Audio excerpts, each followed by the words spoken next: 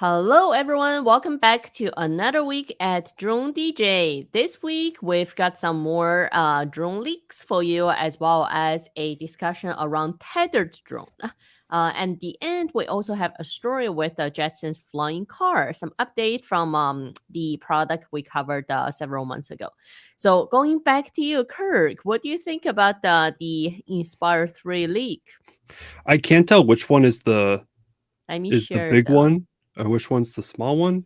Like they look huge. One looks huge. Like I can't tell if this is like Inspire 2 testing alongside Inspire 3. So like the Inspire 3 is not going to be massive. Or if I think some rumors are also like there's going to be two versions of the Inspire 3. And one's gonna be big, one's gonna be maybe normal size, or I can't tell like the smaller one is like the normal size of an Inspire because I've seen one on a table. You've probably had more experience with the Inspire than I do. Like how big is this? Is this like bigger than normal? I've only seen one like once. It's definitely much bigger than Mavic, right? Like Mavic 2 or Mavic 3. And it does have that little alien look, right? That Yeah. A-frame look because the legs go up once you're in the air to remove the obstruction for your camera pan because you have a second operator option where someone can basically control the camera and then someone flies the drone. So both of them, the shape looks somehow similar to the original Inspire. I want to say the smaller one looks closer to the actual Inspire size Mm-hmm. versus the other one. The other one, yeah, it's hard to say what the other one is because it does have that raised Inspire look Yeah. It's versus definitely the that has box that matrice iconic because look of the an matrice Inspire. look is more box versus the Inspire look is more like a raised A-frame look. Mm-hmm. Hard to say. I mean, I mean, it also depends doesn't on. help. This is like taken at night and Yeah, is it's like pretty super pixelated, like like low your quality. network today, right? Yeah, sorry about that. Don't know um, what's up. I guess it comes down to is DJI making or has DJI made drastic design changes to Inspire 3? Right? Because the Yeah. Inspire 2 wasn't too drastic compared to Inspire 1. The look Mm-hmm. was almost similar.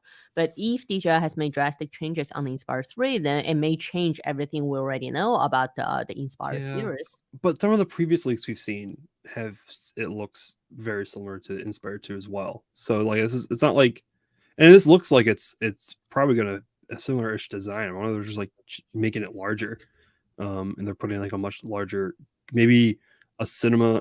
Well, the cameras are already pretty good, but maybe like a larger like Zen's like cameras coming with it. It's gonna be much larger, so it needs to be a larger drone. Um, If you look at product line, but DJI hasn't really released what we call a heavy lift drone, right? Since Matrix 600. mhm. So there's nothing right now besides, Matrix 600, which is how many years old.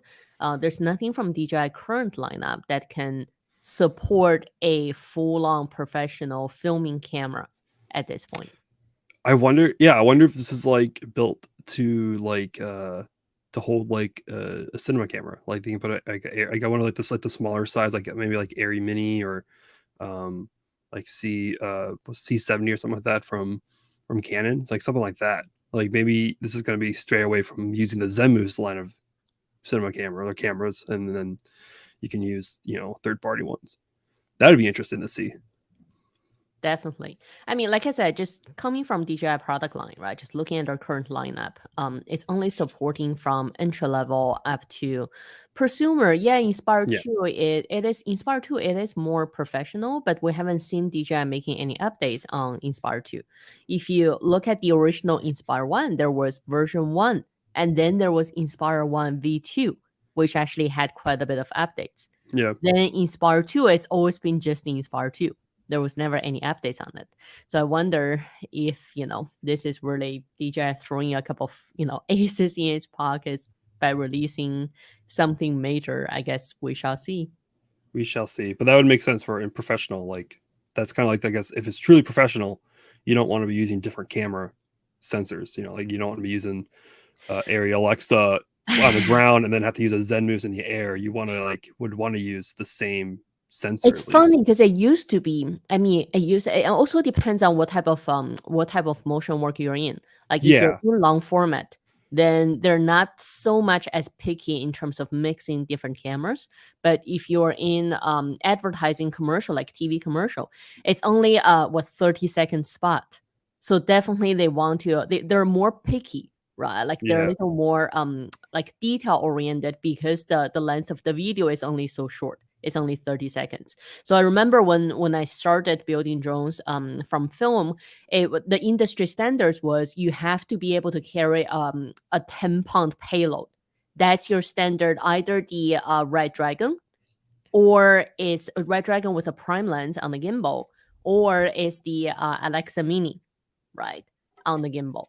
So at that time, is you either have a large drone that can carry 10 pounds, or you don't. And if you don't, then you're just not respected as the pro in that industry. And really, like 80% of the time, we don't fly the larger drones because they can't afford it, or they don't have the time.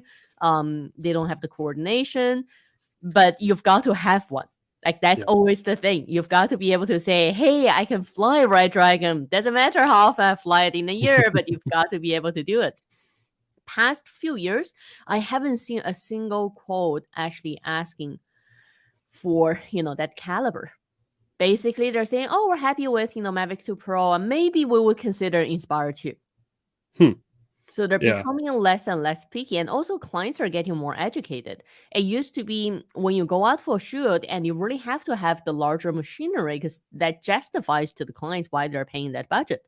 Production didn't want us coming out with a small drone because it just looks bad. That's but true. now clients are getting more and more educated to realize, oh, actually, you know what? Even if we shoot on iPhone, and depending on which platform the final product is actually, is actually released on, people can't tell the difference anyway. So they're less willing to pay for the, high ticket items. I mean, I know people are already going out there and doing gigs with their Mini 3. So like showing up in that small little drone, but like getting to capture amazing video with it is well, we had a full-on awesome. commercial, like an actual, TV commercial a month ago, where besides our Mavic 3, rest of the commercial is shot on iPhones. They literally, like the agency literally sent iPhones to the it was for Dairy Farms Association. So they literally sent preset iPhones to all the farmers that were part of the commercial spot, and they give them directions, like remotely directing, right? There were still COVID protocols in place. Interesting. Oh yeah, I remember I interviewed someone for a documentary over on the Space Explored, and they were like, they had to do, it was all with NASA, and they had to do everything remotely. They could have one person, they couldn't have people in the same room. So they had to interview an astronaut, and they had to be on the other side in a different room, like remotely doing everything. It was they're trying to explain that's funny how that works. Okay, well, we shall see what happens with the Inspire 3 once we have more news for you all. Now, the next piece of topic for this week, I thought let's talk about Tethered Drone. I don't think we talked about Tethered Drone much. No, not really. I mean, every so often something new comes out, but it doesn't really kind of break the news that big. Well, this is the company I've been following regarding Tethered Drones, Alistair. So they've been around for several years now, and they do have almost a whole lineup of Tethered Drone for every kind of commercial drone out there. So if you look at the lineup, they do have almost all the solutions. But let's go back for a second. Tethered Drone, Kirk, what did you think about Tethered Drones when you first heard about it? What do you think is being tethered? Like, what's so the when purpose? I first heard about it, like when I first started digging into the drones more, and I kind of like saw, especially when I saw them at CES, kind of sitting them like, that doesn't really make a lot of sense. You can't move around with them. But then like they have their purpose. Like I guess like possibly for like regulatory things, you have a purpose, like maybe your ways around getting a Part 107 if it's tethered. Or like not necessarily. I bet he couldn't, but like I could totally see like it being more like you could be loose with like how strict you are with safety wise, because they're tethered. Like if you don't have to worry about flyaways. But it makes sense. Like when I started learning about like the AT&T's flying cows, they're sell on wheels or sell on wings now. And like there's the company at CES that I talked to, I can't remember the name of their company was, but like providing pretty much like mobile towers makes a lot of sense. I don't really know much about like this company, like with working with like commercial drones. Like that stuff is kind of. So let me ask this way: when you first heard about tethered drones, your first impression was it, oh, that's just a drone on a leash, right? To Pretty much. prevent it from flying away. Or were you thinking the tether actually did something else? For example, it provided power to the drone. Well, yeah, I knew that, Mark, because like when I first kind of like looked into it was kind of CES, and like I did talk to the person, and everything's powered and networked through the table. So I knew that off the bat, which made a lot of sense. Now this stuff doesn't look like this doesn't do any sort of power or networking. So Alistair does supply power. So the box on the Okay. ground, that's what you see. It's supplying the power. Okay. Now here are some of my questions I would have. Like I was trying to read the FAQs from the company webpage. Mhm. I was trying to see if it would answer my questions, because my main question is, if you look at how they show on the pictures, almost straight down, right? But one of the benefits of having drones is you can fly from different perspective, especially one of their user cases is saying for fire. And Okay. when you look at a perfect scenario for tether, it's when there's nothing on the ground, right? And then you just throw the drone up. You don't have any obstacles between, basically for your tethered cable. But if you have buildings, if you have trees, and you need to fly the drone around the building, let's say go to the side to see a different perspective. Maybe this side was covered by the trees a little bit, and you can't see your hotspots for firefighting. If you need to move to the side, then my question is, do you have to move with your tethered box all the way around from the ground? Because otherwise your cable would get tethered, right? Yeah, and I wonder, like, I guess you can fly lower, and then you have like a little more slack, so then you can like move side to side a little bit more.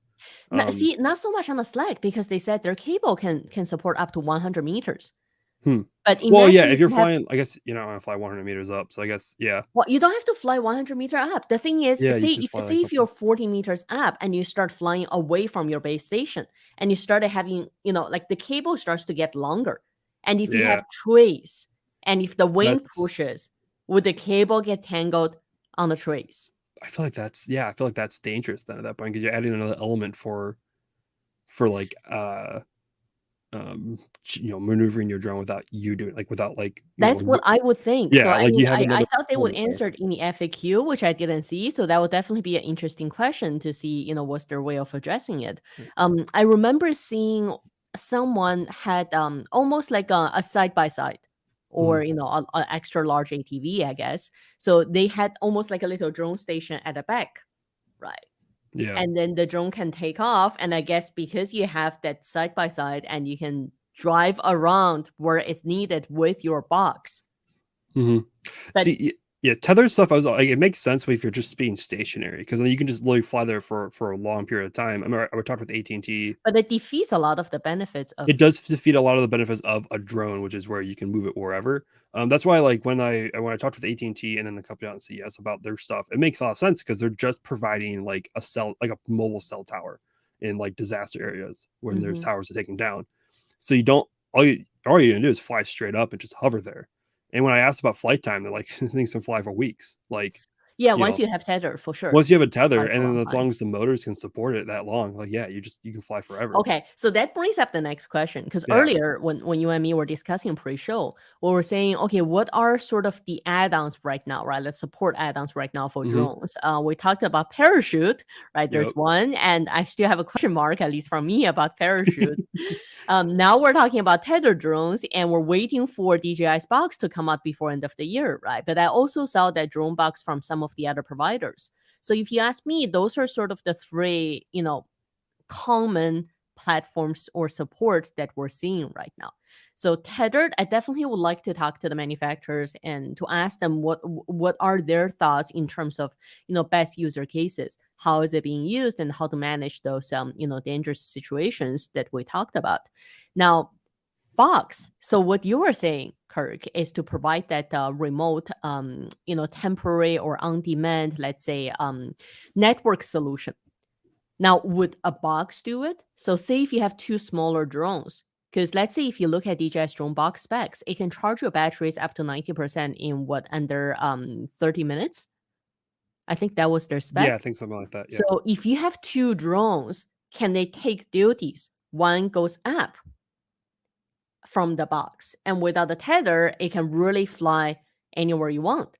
And before it runs out of battery, the second one goes up to replace it, and the first one comes back to charge at the box. And I saw someone this week about like now they're working on a system to like remotely like change the batteries in those things too. Like I saw something else came out this week.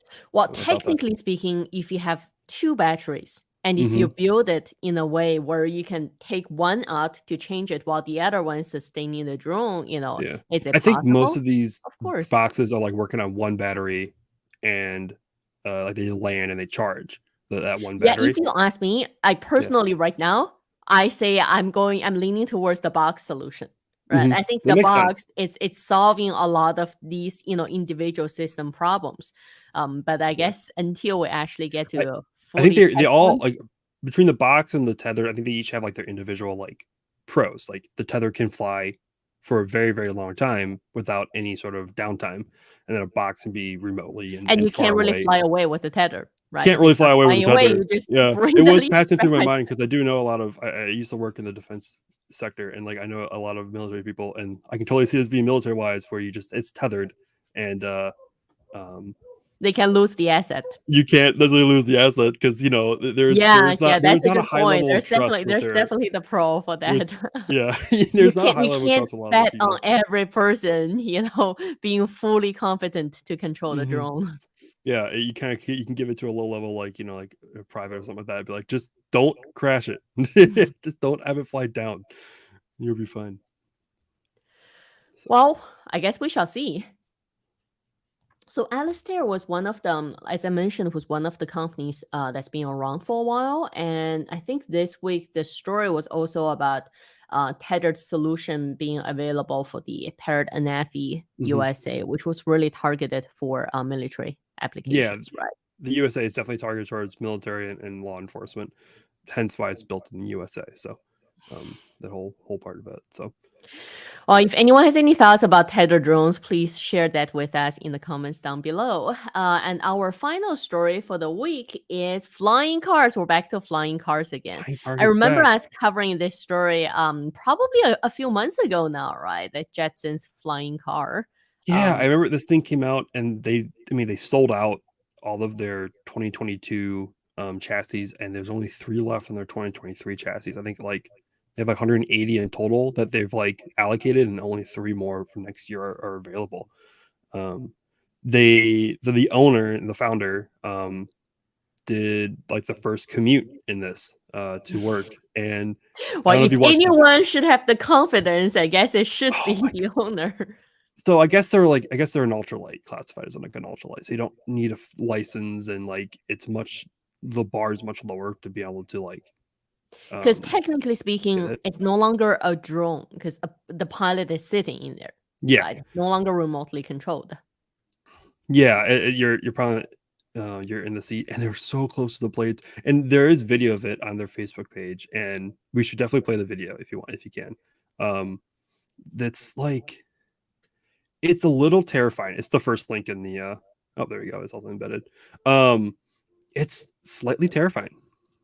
Like to watch it fly because it's flying super low. I'm sure they have to fly at a certain altitude because it's still like in testing. So they can't fly super high, but like it has to fly below power lines and like. So is it flying like FPV? Because you have to really avoid all the obstacles if you fly that low. Oh yeah, you do. Like you can see like he's going in between trees, like. So that's like FPV flying.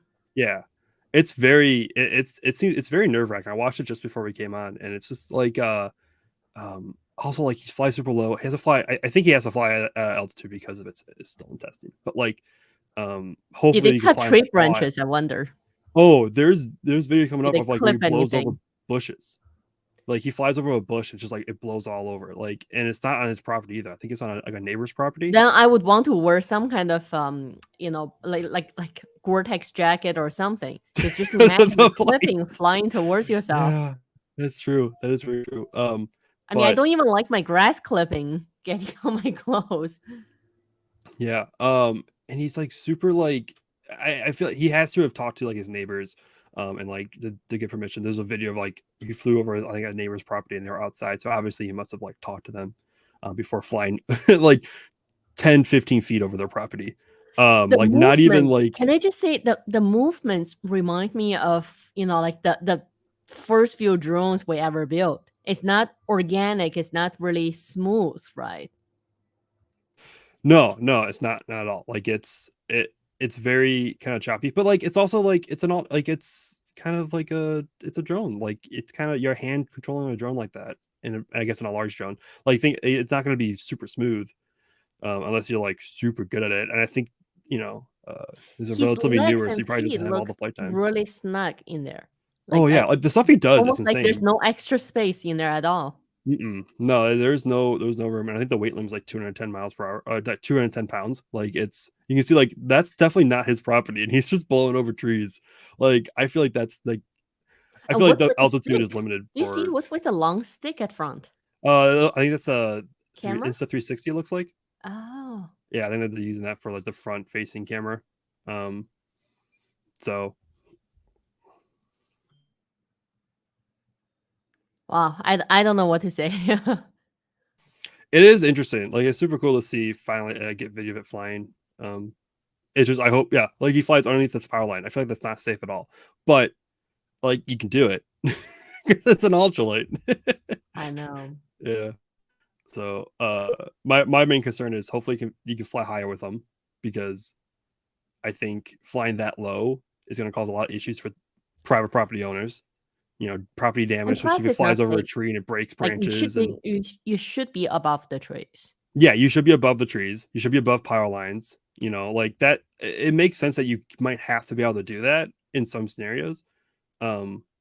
This does look super fun to fly. Like it does look like it is like the closest Can you I can say get to probably like a I jet. prefer the video we showed last week. Remember that air taxi? Oh The one yeah, we showed where it's last week? above. You Yeah, don't have the. I just have much more confidence Oh in yeah, that this one. looks really shady. Like because especially it's so. I mean, I guess when you're flying this, it doesn't matter if a rotor goes.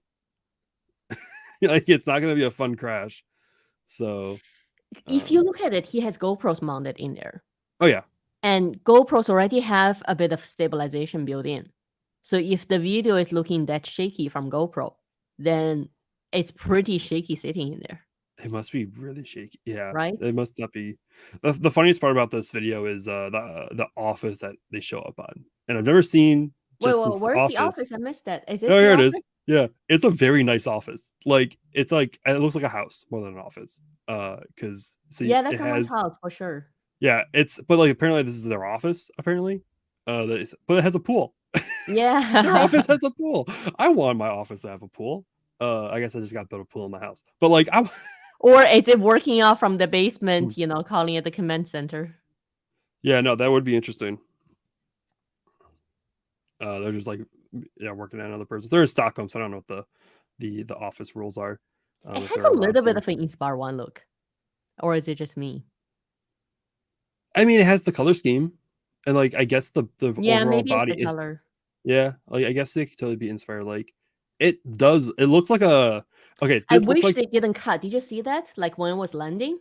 Oh yeah, they did cut to a different angle. Yeah, that's I wish they didn't cut. I wish they just showed them the entire landing sequence. Yeah. It looks like a rough landing too, because it's not like any shock absorbers on the bottom. You're just landing straight onto the roll cage / airframe. Which looks very I hope that seat is padding, because that doesn't look like that's like a yeah, it doesn't look like that. Look like that would hurt. But this definitely reminds me, like this would be like what we saw last week would be like the normal car or the SUV of like eVTOL transportation. What, this then is this is the motorcycle. This is the motorcycle. This is a go-kart. No, the go-kart. Yeah, this is definitely more of a fun like a way to get around for a single person. Just have some fun when they draw or fly or whatever. Versus like practicality of having like a natural like flying car. Did you see the tagline? Everyone is a pilot. Yeah, well, yeah, that's because it's an ultralight. I don't think that's a good tagline. I don't think that's a good tagline either. I feel like if we're gonna have a mass market flying car in air quotes, I feel you're like betting on that not everyone is a pilot. You want a smart system. I think it's like nowadays who still drives manual? Right. I mean, Yeah, I liked the manual. crazy people I who like like the feel, manual. especially if you drive a sports car. But we don't drive it because you have the choice of something easier and better. Right. You have Yeah. the choice of driving automatic. Um, You have the choice of having the lane assist, the collision warning. I mean, that's the whole point of technologies. yeah. And if we're gonna have a vehicle that's like for the mass market to start flying to work, I would rather have it be a vehicle that requires a license to do Mm-hmm. so, Yeah. not like an ultralight that doesn't require a license at all. I don't know Agree. what I don't know. I have to ask my friend about everything because he does ultralight stuff, Well, and what maybe, all the rules are, especially in the maybe USA. going forward in all the summer carnivals, maybe this will be one of the midway rides, right? Instead of you sitting there, or And instead of it's tethered. riding those bumping cars, then you can ride you can fly one They of put little these. Who bumpers knows? on the around the blades, and they make these Yeah, bumper yeah, there flying you go. cars. I just feel like I don't know, that's the association I'm making here. Like I'm not seeing this as a mass, modern new way of transportation. I'm seeing this as, in a theme park for something fun for like 5 minutes. Yeah, but then again, like electric cars were like that especially when the the Tesla Roadster was not a practical drive everywhere car. It was a let's have fun and drive a car that can But go they super had fast and other electric. technologies in there, right? The technology was, I mean, Tesla has great technology, but that's what it was viewed at. It was viewed as like a kind of like a fun to have car for the wealthy people. This is a fun to have flying car. So I hit my mic, flying I car want to know how for much the the wealthy insurance people. costs. I want to know who comes in, I which can't imagine what insurance provider says, I'm going to insure you. well, I don't know. Well, I guess I'm trying to think. I don't know. I'm sure there's insurance for for that kind of stuff, but like health insurance, life insurance. Like I can't imagine what the premium's going to be when they find out you have this thing. You're flying. You're going to be doing the work in this. They're going to be like, yeah, your premium's going to go up. You would think. Yeah. So Well, that's all the stories we got for you this week. We talked about the potential Inspire 3 leaks. We spent a chunk of time talking about tethered drones, which, as we mentioned, what we got parachute, tethered drones, and drones in the box. Those are the three interesting products we're seeing right now. So if you got any thoughts, please leave them in the comments down below. And we took a look at Jetson One's flying car, its actual first flight. And we shall come back next week to bring you more drone news at DroneDJ. Have a nice weekend, everyone.